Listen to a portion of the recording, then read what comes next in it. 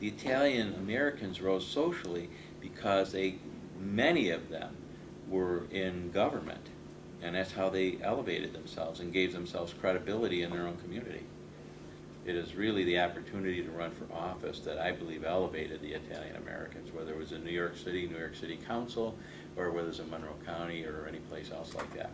That's the one thing that allowed you to gain status without being a professional person.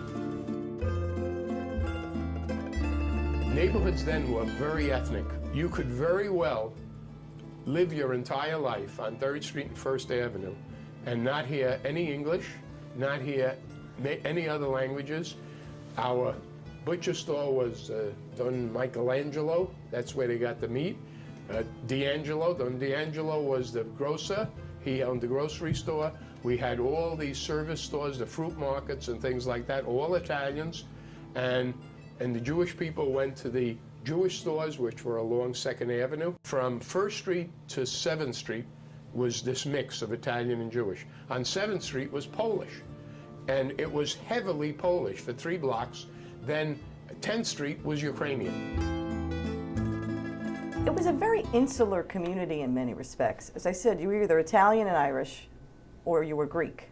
You didn't travel beyond those boundaries. And if you did, you went to visit a relative who lived in another part of the city that was pretty much the same as yours. You know, if you went to Brooklyn and Bensonhurst, if you had cousins there, everybody there looked like you. If you went to Bay Ridge, everybody looked like you. We didn't really interact much. When I grew up, you know, we played football in the middle of the street with Irish kids and German kids, and it was what I call a melting pot. So it wasn't totally Italian. Now, when I went to school, I went to a parochial school, Our Lady of Pompeii Parish School. Everybody in that class was Italian. I can't remember almost anybody who wasn't. So I grew up in a very Italian-American culture.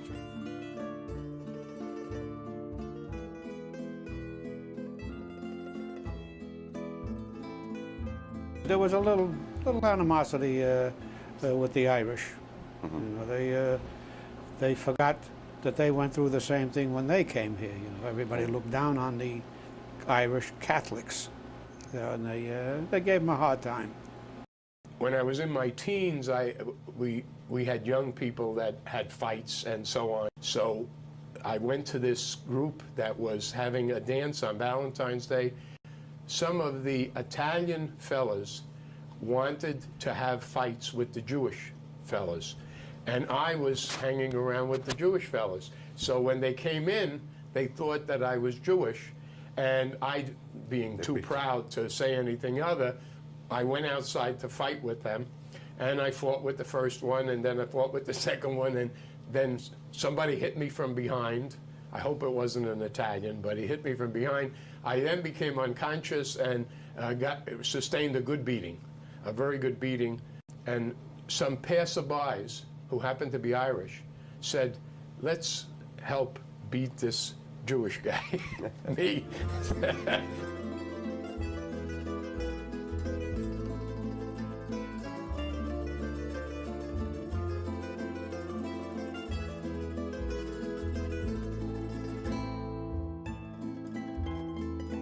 My father was a Republican, my brother was a Republican, and it was when I was of voting age, I wanted to be just like my dad, right?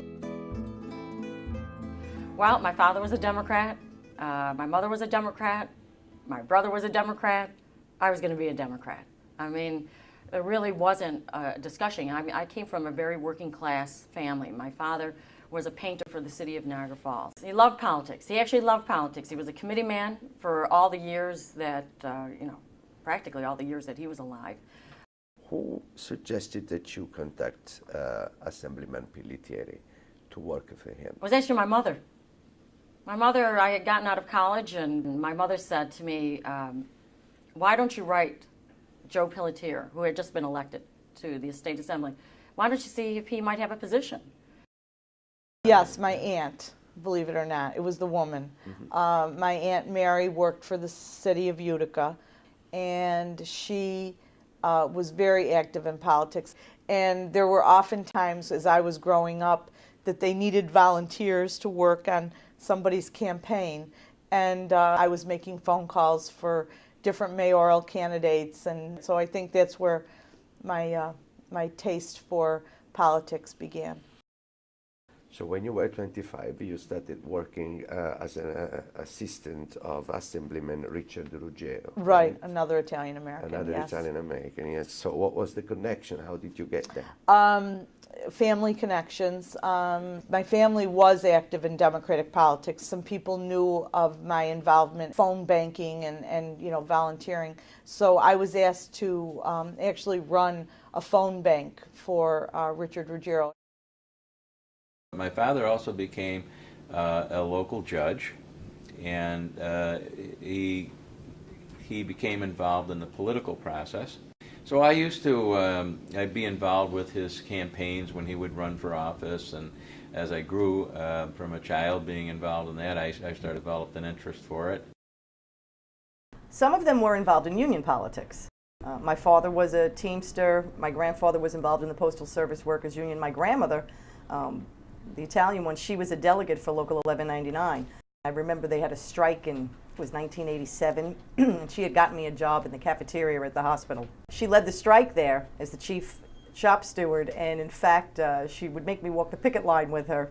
And I remember once during that strike, she made me lay down in the driveway with her to prevent the supply trucks from coming into the hospital. She was very militant when it came to workers' rights.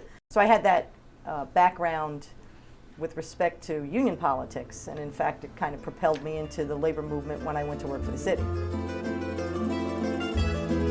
And so your father grew up as the son of this important district leader who had been That's correct.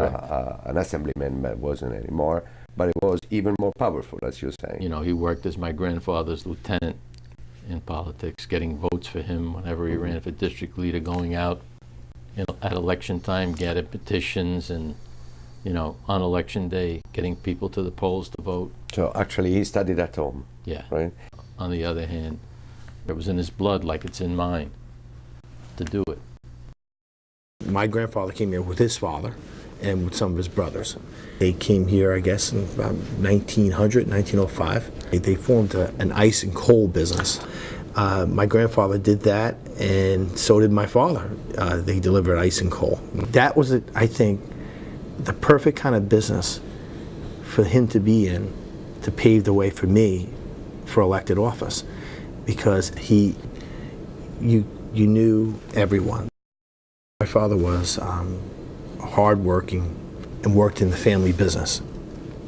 At one point, it was suggested to him that he should run for public office. My grandfather worked very, very hard. As a matter of fact, my grandfather, we talk about the Spanos and the Martinellis had the printing press, and the Spanos had the oil company. And so my grandfather would go barter with Angelo Martinelli oil and printing, so that my father would have the printing for his campaign. And that's how they were able to make it all work. I could probably point to well over 40 campaigns that we've run and won in Yonkers. You know, So when you say we, you say the Spanish. yeah, when I say, in yeah, I say general, we, right? yeah, I say me, my dad, between me, my dad, and my brother Nick. My father went to law school, and he became first in the family, he became a lawyer and a local neighborhood attorney. Got to be known in the community as a hardworking attorney, got to be popular, well-liked. And in 1960, the congressional seat became an open seat. And lo and behold, the son of Italian immigrants became a congressman. And for 26 years, I love what my dad did. I watched my dad. I saw he got satisfaction of helping people, and I wanted to have that same satisfaction.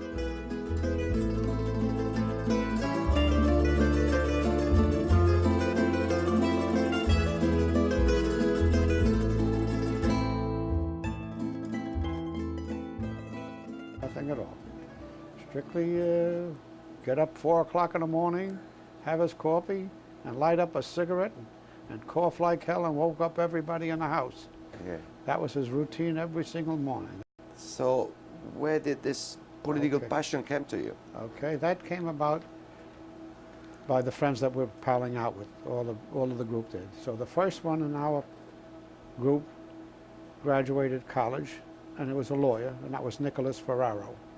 Nicholas Ferraro became as a senator. He got elected senator, and he got us involved in politics. No, they hated it. Hated it. Didn't know why I'd get involved in it. So when I was interested in running, one prominent family that helped me in my hometown was Italian American, the Signoracci family. And in fact, the grandson is now interning in my office here. But Ralph Signoracci at the time was involved in Democratic politics in my hometown. He was one of the first fellows that said, "You should run. We think you can win with a lot of work." And I had the people that ran my grandparents' bar and grill and restaurant, Gristini, was prominent too, and he said, "You've got to do this." So there were some Italian Americans involved, even initially when I ran.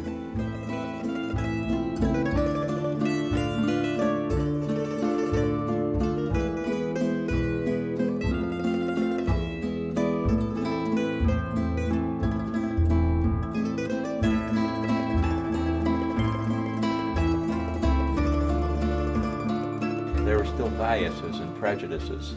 And so to see not only my father, who had a hard time being accepted as a volunteer fireman and a volunteer ambulance person, because the firemen especially at the time didn't allow Italians to come in, to see him overcome some of these obstacles of prejudice and bias also inspired me to get involved in politics as well. So interestingly enough, all of the political fights that my grandfather had were against Jewish candidates. They were, trying to emerge as the power, the political power. It was a coup when my grandfather got elected, but probably because of his name, it helped, because the Italians knew he was Italian, and the Jews might have thought that he was Jewish. I tell you, there was a little friction with the Irish at that time. The Irish were the district leaders, and he had a club called the Bowery Bay Democratic Club. It was on Steinway Street. And when LaPiccolo was a lawyer, he recommended him wanted them to run for one of the local positions, assemblyman or a city council position. And the district leader at that time was Frank McGlynn. His very uncouth response to him, he says, "Ralph," he says, "we can't put him up for that. He says, we're not ready for a guinea to take an elected position. I'll get him a job with the sanitation department." He says, "What do you mean? Sanitation? To pick up garbage as an attorney? You ought to be ashamed of yourself, even suggesting something like that." So they left the club and they formed their own little bit of a club on 31st Street in Astoria, a little storefront. And Nicky Ferraro lived right next door to him. And when he graduated, Ralph told me, he says, "Look, Nicky," he says, "it'll do you a lot of good to join a political club. It can help you out in your career." He said, "If you can, get some of those fellows that you hang out with, because we need some young blood in the club." So I said, "Okay." I came with myself, got my other 3 brothers in. The fellows that were hanging, the Gaspari boys, there were another 5 brothers. If we brought in about 15 to 20 young blood into the club. And we started making moves. I beat an Italian who was in a long time county committeeman, and he never expected that we could do anything. They were entrenched so long, they thought that they were invincible, and we wound up taking over the leadership. And we became the recognized club in the district. In fact, that's when I first encountered some resistance to being Italian American. Not among the population, but I recall a conversation with the head of the Democratic Party in this county at the time, Dan O'Connell, who was a legendary political figure. So when I was interested in running, I went to see him. And he said, "Kid, you can't win. First of all, you're too young." I was 32. He's, "Plus you're Italian. This is an Irish, she's an Irish mayor. The mayor was a female, Virginia McDonald. She's very popular. There's no way you're going to beat her." But he mentioned the Italian thing, which really annoyed me. But he said, "Good luck." He didn't stop me. He didn't encourage me. And I wouldn't be deterred. And I ran and won very narrowly, but I won and I defeated her. Well, the Democratic Party on Staten Island, and again, I came into it much later time, had traditionally always been controlled by the North Shore of Staten Island and was overwhelmingly Irish. When the Verrazano Bridge was built and you had a large influx of Italians to Staten Island, it kind of changed the makeup of the island in many ways and also changed the politics of the island. Most Italian Americans who got involved in island politics felt that they weren't as welcome in the Democratic Party. When I got elected, I think I was the first I was the first woman ever to represent Staten Island in the state Senate, but I was running on the North Shore, and I was an Italian American. So there were some people in the party who never said it to my face, but I know they said it behind my back. They didn't like the fact that this seat was going to an Italian. And I actually had to tell some of them that I was also Irish, and then they were like, "Oh, well, that's not so bad."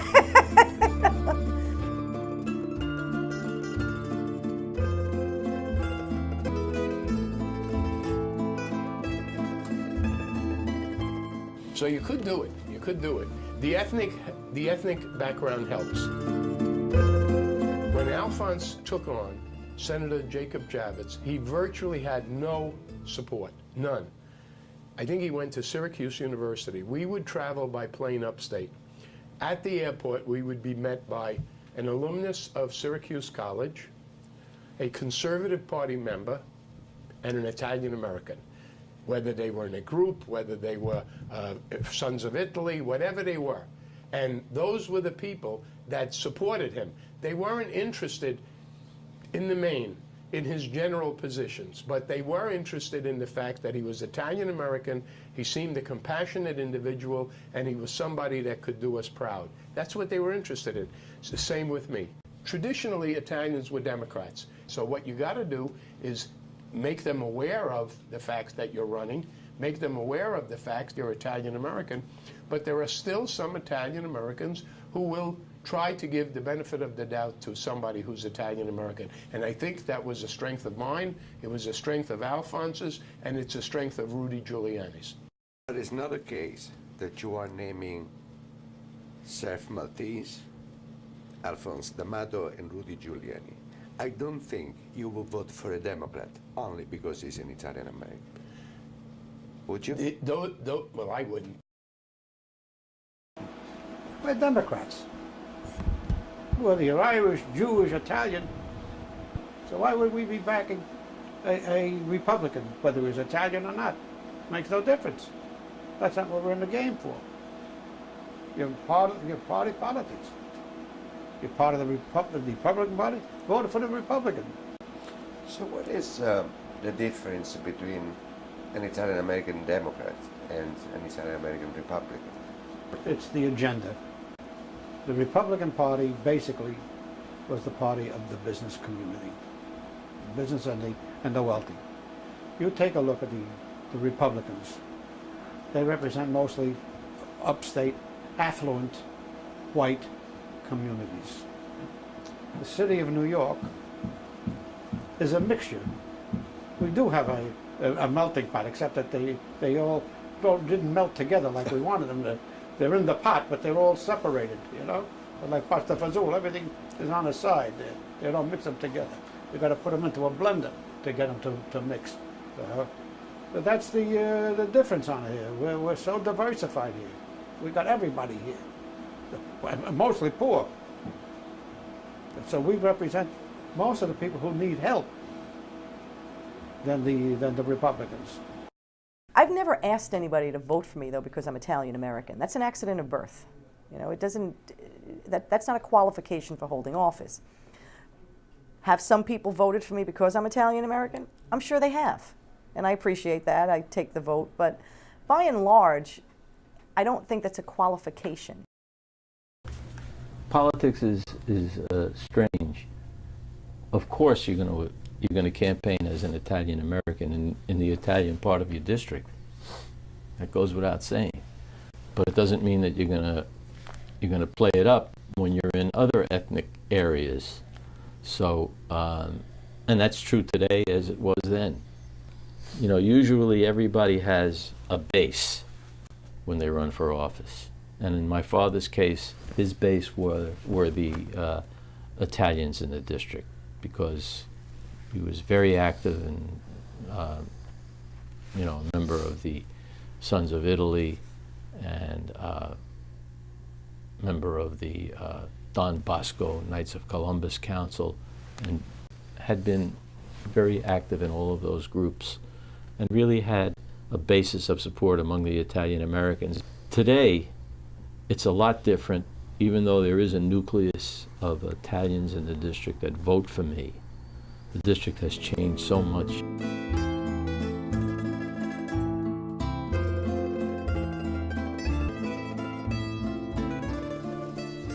So what does it mean to be a Republican for you?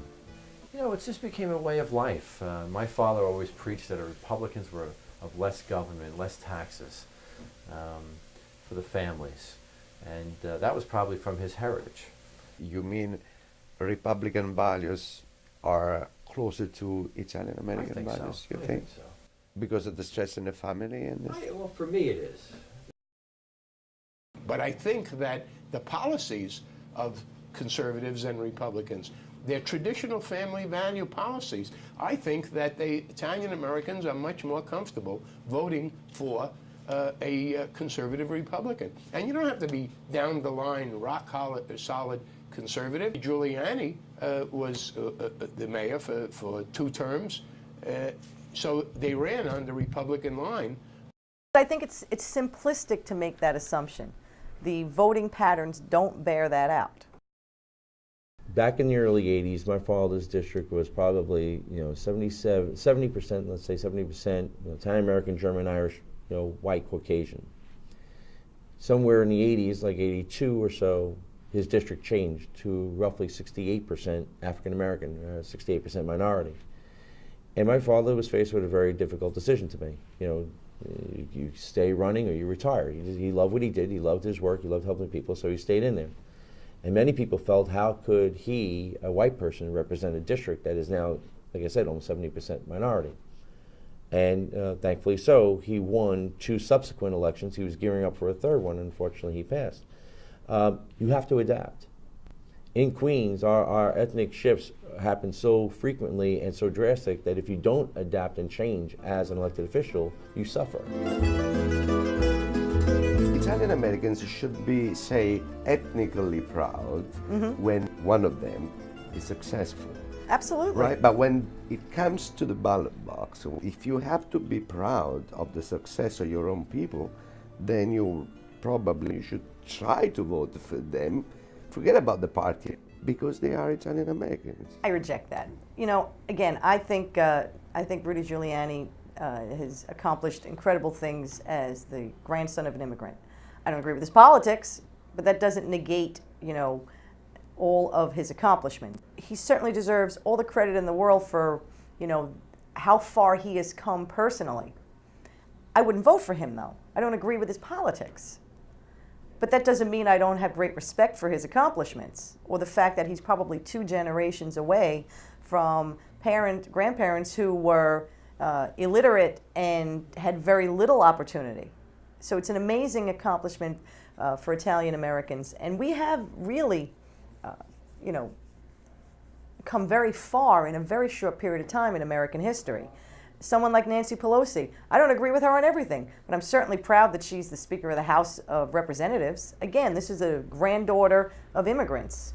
That's, I think, that's the American dream that Italian Americans believe in. That, we could come here with nothing but the clothes on our back, and within a couple of generations, we could be, a few steps away from the White House. That's the Italian American experience that we should all be proud of, regardless of what the person thinks or what the person stands for.